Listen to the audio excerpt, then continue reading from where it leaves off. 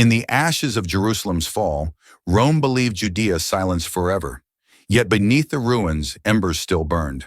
From hidden caves and broken temples rose a man whom his people hailed as the Star of Jacob, Bar Kokhba. With sword in hand and faith unbroken, he carved a rebel kingdom in the heart of Rome's empire. For a moment, the eternal city trembled. Could a forgotten province defy the greatest power on earth? The answer would forge both glory and devastation. Stay with us as we journey through rebellion and ruin, where faith clashed with empire and hope met the sword of Rome. If you hunger for epic tales of history's greatest struggles, don't forget to like, share, and subscribe for more battles retold. The fall of Jerusalem in AD 70 had been more than a defeat. It was a catastrophe carved into the soul of a people. The temple, the heart of Jewish faith, had been reduced to smoking ruins by the legions of Titus. Its golden treasures were paraded through the streets of Rome in triumph, a display of imperial might that mocked the shattered province from which they were torn. For the Romans, the destruction of the temple marked the silencing of a rebellious land. For the Jews, it marked the sundering of heaven and earth. In the decades that followed, Judea lay in the shadow of Rome's iron fist. Legions patrolled its hills, fortresses rose over its valleys, and the eagle standard of the empire stood where the Ark of the Covenant once was revered. Taxes drained the people's strength, while Roman governors crushed even whispers of sedition. The survivors of the Great Revolt carried scars not only of body, but of soul. Families displaced, villages razed, and the sacred city turned into a garrison. It seemed as though the promise of Israel had been extinguished forever. And yet, beneath the weight of despair, embers smoldered. Faith does not die so easily. The rabbis who survived the destruction preserved their teachings in hidden schools. Farmers working in Roman fields whispered prayers that one day the yoke of the occupier would break. Even as Rome imposed its culture, its gods, and its tongue, there remained among the people a stubborn core that refused to vanish. By the reign of Emperor Hadrian, hope had begun to take on a sharper form. At first, Hadrian seemed to offer a reprieve. He planned to rebuild Jerusalem, but what appeared as generosity soon became a new affront. The emperor's plan was not to restore the holy city to its former glory, but to erase it under the image of Rome. A temple to Jupiter would rise where Yahweh had once been worshipped, and Jerusalem itself would be renamed Aelia Capitolina. For many Jews, this was not just conquest, it was sacrilege, an assault upon their very identity. The bitterness deepened. Hadrian also outlawed key practices of Jewish faith. Circumcision, central to the covenant of Abraham, was banned as a barbaric custom. The fabric of tradition that had bound the people together was now under deliberate attack. To Roman eyes, this was the completion of pacification. To Jewish hearts, it was the final insult. And so the land stirred once more. In villages and towns, whispers spread of resistance, of defiance, of a reckoning that must come. The old wounds of AD 70 had never truly healed, and now Rome had opened them afresh. The people had lived through fire and exile, but they had not forgotten who they were. They would not be remade into Romans. In this crucible of pain and memory, the stage was set for rebellion. A people stripped of their temple, denied their faith, and humiliated in their homeland now awaited a leader. Someone to channel their despair into defiance, someone who could make them believe that liberation was not just a dream, but a destiny. The tragedy of the past was the soil from which the revolt of the future would rise. Rome had crushed Jerusalem, but in its ashes, a star was about to burn. Out of the ruins of despair, a man arose whom many would call the long-awaited deliverer. His name was Simon ben Kokhba, but history would remember him as Bar Kokhba, son of the star. To his followers, he was no ordinary rebel. He was the embodiment of prophecy, the living proof that God had not abandoned his people. To Rome, he would become a name synonymous with defiance and fury. Bar Kokhba's rise was not sudden, nor was it accidental. Born into a generation haunted by the memory of Jerusalem's destruction, he carried the inherited pain of a nation. Yet he was not merely a man of sorrow, he was a man of vision and action. Accounts suggest he possessed a commanding presence, a mixture of iron discipline and fervent faith. Where others bent beneath the empire's yoke, Bar Kokhba stood upright. Where despair silenced voices, he spoke of freedom with fire on his tongue. The people rallied to him not simply because he wielded a sword, but because he seemed to fulfill ancient prophecy.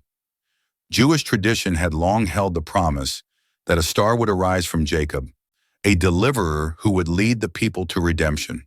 When Simon ben Kokhba emerged at the head of the rebels, the revered Rabbi Akiva declared him the Messiah, the very star foretold in Scripture. In that proclamation, Kokhba became Bar Kokhba, and his cause transcended politics. It became sacred. Under his leadership, the scattered embers of resistance became ablaze. Guerrilla fighters who once struck Rome's patrols in isolated raids now gathered into an organized force. Hidden tunnels and caves became arsenals and command posts.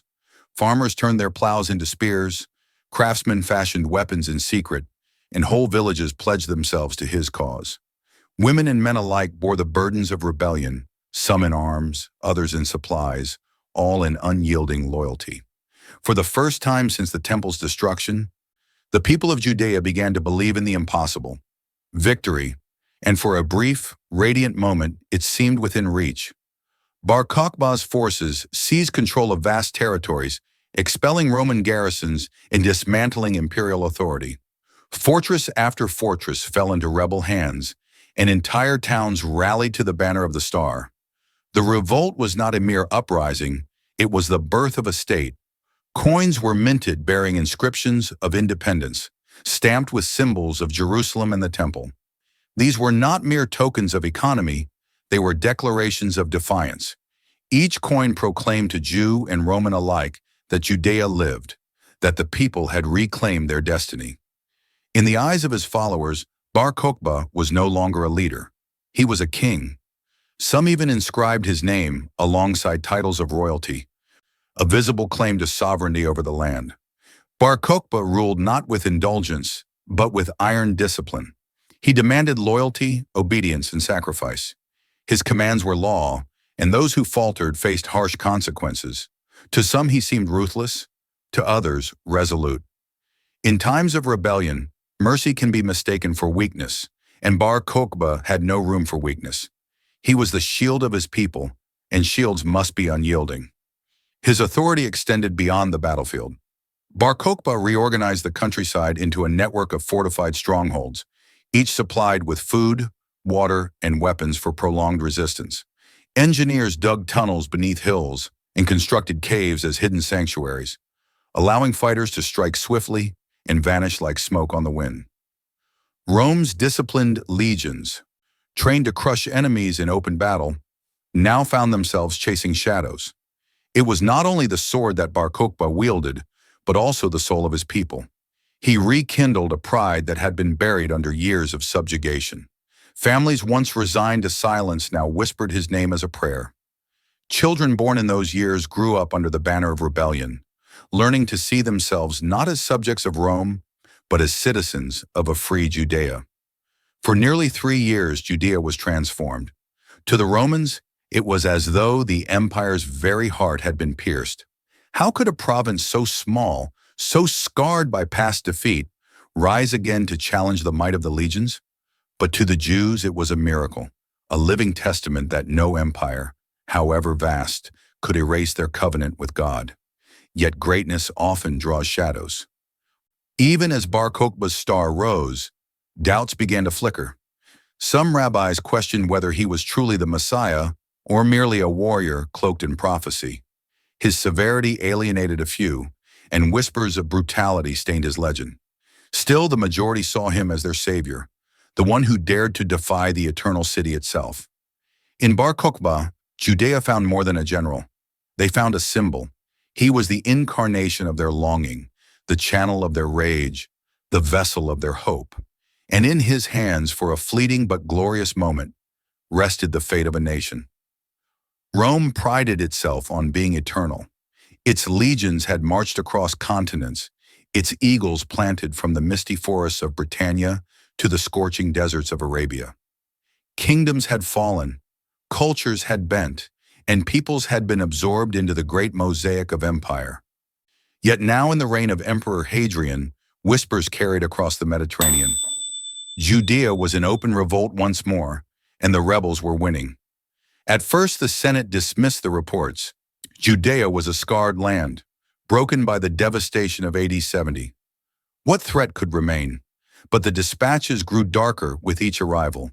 Fortresses overrun, Roman garrisons slaughtered, whole provinces slipping from imperial grip. Governors wrote in desperation, pleading for reinforcements. The Jewish rebels were not scattered raiders, but an organized force, united under a leader who had declared a kingdom of his own. Hadrian's pride burned. He had envisioned himself as a restorer of peace, a builder of monuments, a philosopher-emperor who would guide Rome into harmony. Yet here, in a province he had thought subdued, his policies had backfired. His attempt to reshape Jerusalem into a Roman city had become the spark for a conflagration, and now the fire threatened to spread. The fear was not simply of Judea itself. The empire was vast, stitched together from conquered lands and diverse peoples. If one province, small and scarred, could stand against Rome, what might others imagine? What of the restless tribes along the Danube, the proud cities of Greece, or the ever-defiant Britons across the sea? Rebellion was a contagion, and Rome could not afford infection. The emperor convened his advisors, generals, and senators. Some argued for swift, overwhelming retaliation, to hurl legions into Judea and crush the uprising with sheer force. Others counseled caution, warning that the rebels fought not in open battle, but from hidden caves and fortresses.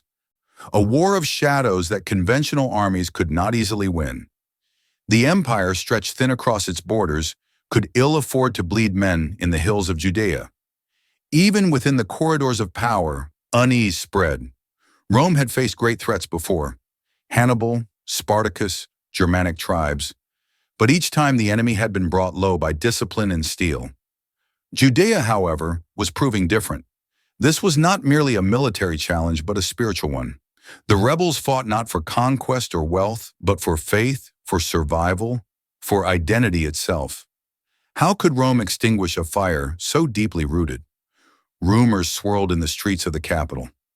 Merchants whispered of legions cut down, of entire cohorts vanishing in ambushes. Senators, eager to protect their reputations, exaggerated victories or minimized defeats. But the truth could not be hidden. Judea was defying Rome, and Rome was staggering. Hadrian's fury was matched by his anxiety.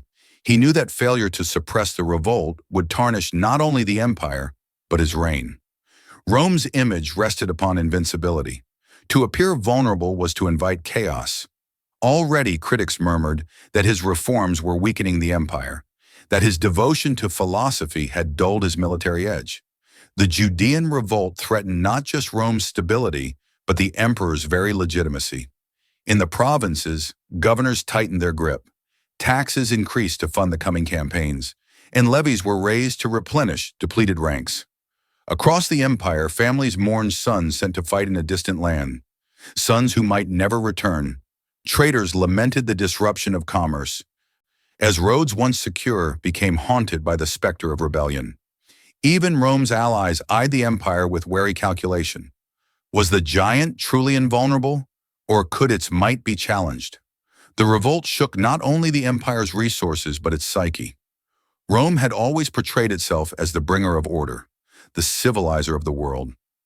Yet here was a people who would rather see their land drenched in blood than accept Roman peace. What did that say of Rome's rule?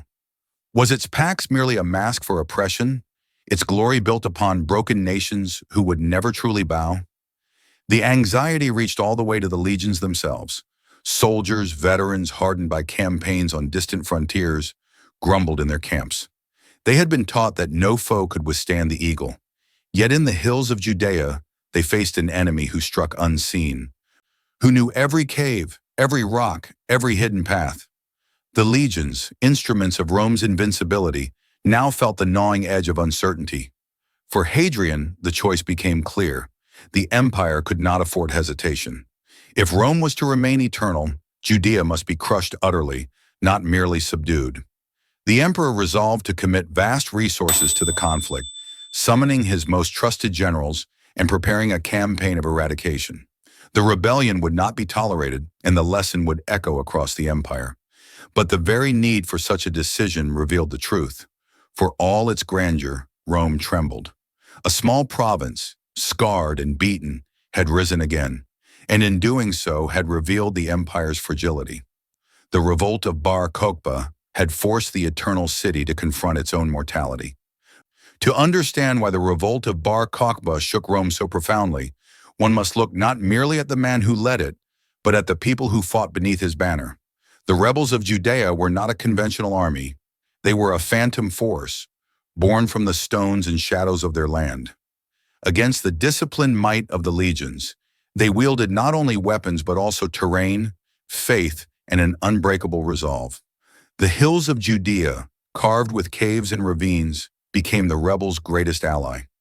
In these natural fortresses, they dug tunnels that snaked for miles, linking villages, storehouses, and hidden bases. Some caverns were expanded into entire underground cities, complete with cisterns, chambers, and escape routes. To a Roman soldier, trained to fight in ordered lines upon open fields, it was as though the very earth itself had turned traitor. The rebels struck from the darkness, then vanished into the stone, leaving behind only silence and fear. Their tactics were nothing short of ingenious. Patrols were ambushed on narrow roads, supply convoys set ablaze, isolated garrisons swallowed in sudden fury. At night, rebel fighters crept into Roman camps, striking terror with swift blades before melting away into the shadows. The legions, accustomed to open battle and decisive engagements, found themselves trapped in a war of attrition, where every march was haunted by unseen eyes, and every valley might conceal death. Bar Kokhba's men were not mere raiders. They were warriors forged by necessity. Farmers who once tilled the soil now wielded spears and bows, their knowledge of the land transformed into deadly advantage. Shepherds who guided flocks across hillsides became scouts who guided armies to ambush. Women, too, bore the burden of rebellion, smuggling supplies, tending the wounded, even taking up arms when the need arose. The whole society became a web of resistance, and Rome's every step only entangled it deeper. What made the rebels so formidable was not simply their strategy, but their spirit. They did not fight for plunder or conquest, but for survival, for identity, for the dream of freedom in their own land. To Rome, victory was a matter of prestige.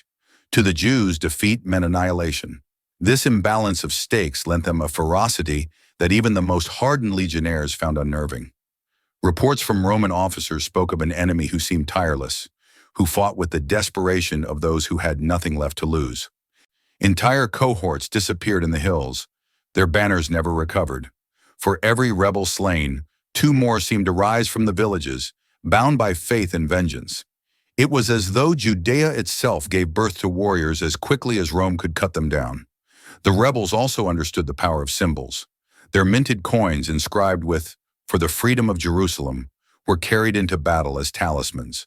They reclaimed ruined towns and rededicated them with rituals to remind the people that this was no mere skirmish, but a holy war. Each fortress recaptured was more than a military victory. It was a proclamation that Judea lived, that the covenant still breathed, that Rome could never truly extinguish their flame. For 3 long years, this phantom war dragged on, baffling the empire. The rebels' resilience turned Judea into a bleeding wound that refused to close. Rome poured more troops into the province, yet victory remained elusive. The legions, masters of order, were forced into chaos. Generals accustomed to sweeping maneuvers now found themselves hunting shadows through labyrinths of stone. And all the while, Bar Kokhba's reputation grew. To his followers, he was invincible. Legends spread of his strength, of how he could lift enormous stones, of how his very presence turned fear into courage. Songs were sung of the Star of Jacob who led them, and children were taught to speak his name with reverence. Faith became a weapon as sharp as any blade, and Rome, for all its iron, had no defense against belief. The more Rome pressed, the more the rebels adapted. When fortresses fell, fighters retreated into caves. When caves were discovered, new ones were dug. When villages were burned, survivors carried their defiance to the hills. The war became a cycle of resistance that no conquest seemed able to break. For the empire, accustomed to swift and brutal victories, this was humiliation. For the rebels, every day they endured was triumph, and endurance was victory enough. They did not need to conquer Rome. They needed only to deny Rome peace. To the world beyond, Judea's rebellion became a symbol. Here was a small nation, scarred and scattered, daring to defy the greatest empire the world had known. Their struggle resonated across borders, whispered among other peoples chafing under Roman rule. If Judea could rise, why not they? But even as their star blazed brightly, the shadow of Rome lengthened. The empire was vast, its resources immense, and its patience was not eternal. The rebels had proven themselves a formidable foe, but the might of Rome was gathering, calculating, preparing to strike with the cold precision of inevitability. Still, in those years of defiance, the Jews of Judea achieved what few dared to dream. They made Rome tremble. They forced the empire to acknowledge that even the smallest of nations, armed with faith and fire, could stand against the world's colossus. When reports of disaster piled upon Hadrian's desk, the emperor knew that half measures would not suffice. The rebellion in Judea had grown too fierce, too organized, too dangerous. Rome required not just an army, but a mind of precision and patience. And so Hadrian summoned one of his most capable generals, Julius Severus, governor of distant Britannia, a commander known for discipline, calculation, and a relentless ability to bend chaos into order. Severus did not arrive with pomp or flourish. He arrived as the embodiment of Roman pragmatism, a man who understood that glory was earned not by reckless charges, but by the quiet grind of inevitability. Where others might have rushed into battle seeking decisive victory, Severus studied, measured, and planned. To him, Judea was not simply an enemy to be defeated. It was a problem to be solved, a knot to be untangled strand by strand. The first thing he recognized was that the traditional Roman strategy had failed. The legions, drilled for open combat, had been bled by ambushes and vanishing foes. To fight Bar Kokhba on his own terms was to march endlessly into traps. Severus refused to play the rebels' game. Instead, he reshaped the war into his own design. He divided his forces into smaller, more flexible units, able to maneuver swiftly across the harsh terrain. Patrols no longer wandered blindly into the hills. They scouted methodically, cutting off escape routes and choking supply lines. Fortresses were not assaulted in grand sieges, but encircled, starved, and strangled into submission.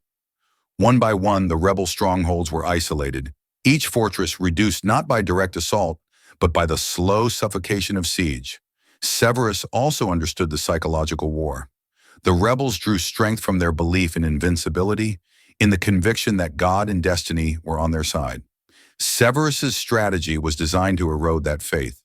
Each fortress that fell, each cave system unearthed, was a blow not just to the rebels' resources but to their morale. He did not seek swift victory. He sought the slow, grinding inevitability of despair. The campaign became a war of patience. Roman soldiers, weary from years of guerrilla strikes, now saw a plan unfolding. Supplies flowed steadily, logistics reinforced, discipline restored. Slowly, confidence returned to the legions. They no longer marched as prey into ambushes. They advanced as hunters, methodical and relentless. The tide began to turn. Severus's genius lay not in grand spectacle, but in systematic dismantling. He ordered the construction of temporary forts across Judea, creating a web of Roman presence that cut through the heart of rebel territory. Roads were secured, valleys patrolled, and every avenue of escape narrowed. Where once the rebels had moved freely, they now found themselves hemmed in, their world shrinking with every passing month. The caves and tunnels that had once been their greatest strength became their tombs. Roman engineers, guided by scouts and defectors, discovered entrances and sealed them with stone and fire. Entire communities of rebels were trapped underground, suffocating in the very sanctuaries they had built.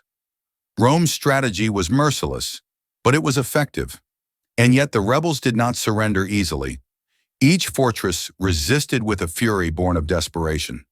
At places like Herodium and Betar, defenders fought to the last breath, women and children joining the fray rather than submitting to Rome's chains. Severus's campaign was not swift, nor was it bloodless. It was a war of attrition, a contest of wills, and though Rome's power was vast, it came at terrible cost. Hadrian, alarmed by the losses, refrained from announcing his victories in the Senate. The war was so bitter, so devastating, that even in triumph, it bore the taste of humiliation. And yet the emperor knew that Severus was achieving what none before him had managed, the systematic crushing of Bar Kokhba's dream. As the months dragged into years, Judea withered under the weight of Severus's strategy.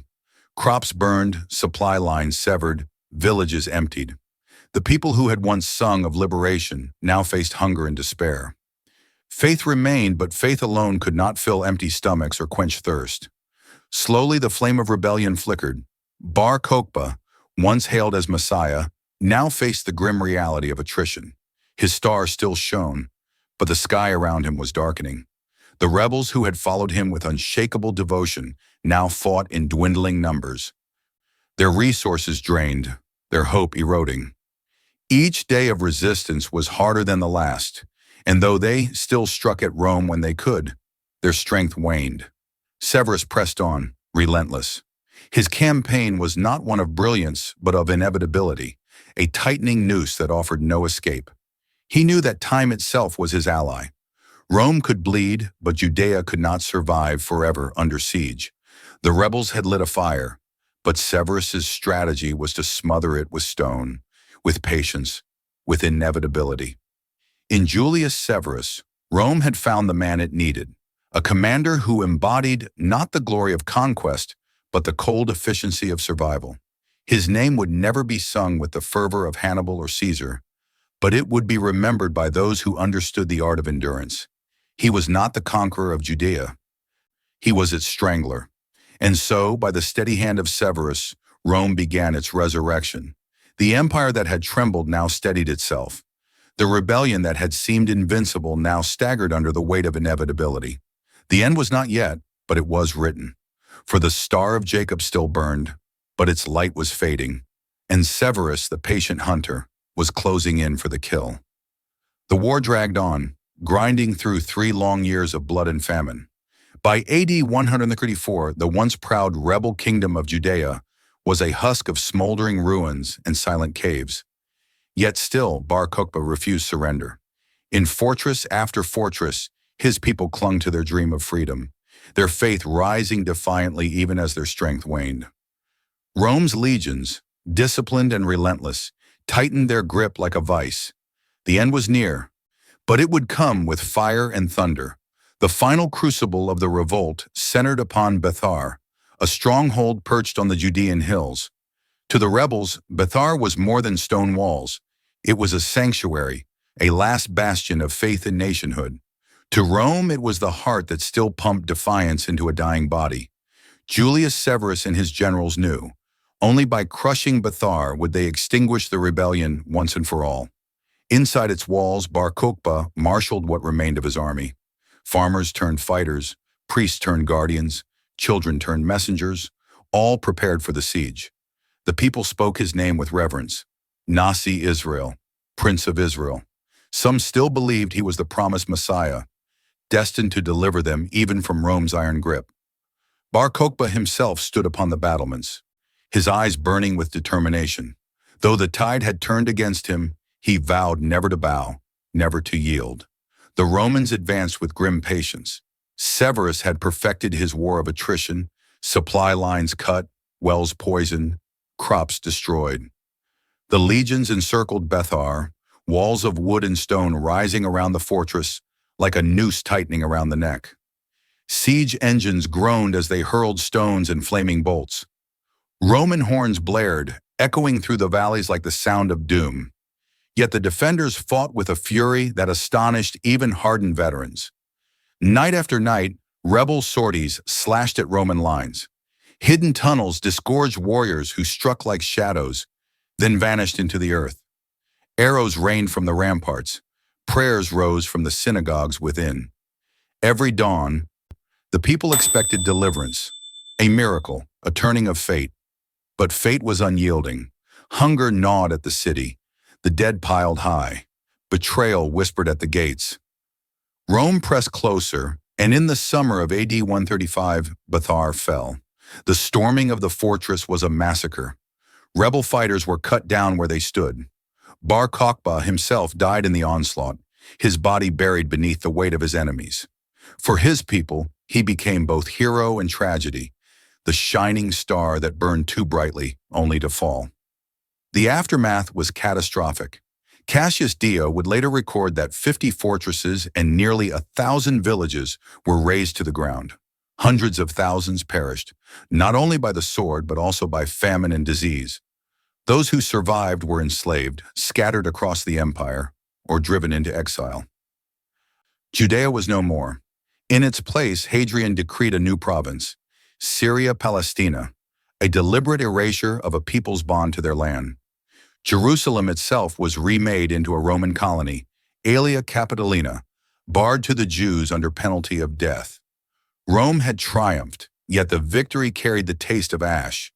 The legions bled heavily in the campaign, and even Hadrian, the emperor of endless ambition, refrained from boasting. The Bar Kokhba Revolt had nearly broken the empire's hold upon Judea, and its cost reverberated through Rome's military annals. The Eternal City endured, but at a staggering price. For the Jewish people, the revolt was both a beacon and a wound. It was the last great stand against Rome, a declaration that they would rather perish than surrender their faith, their heritage, their hope of nationhood. Though crushed, the memory of Bar Kokhba endured, passed down through whispers and writings, through prayers recited in exile. The revolt planted seeds of resilience that would outlast the empire itself. Thus, the story of the Bar Kokhba Revolt closed in fire and exile. A people scattered, a land renamed, a dream deferred. Yet within the ashes smoldered an eternal ember. For though Rome silenced Judea with steel and decree, it could not extinguish the spirit of a nation that, even in defeat, proclaimed to the world, "We endure."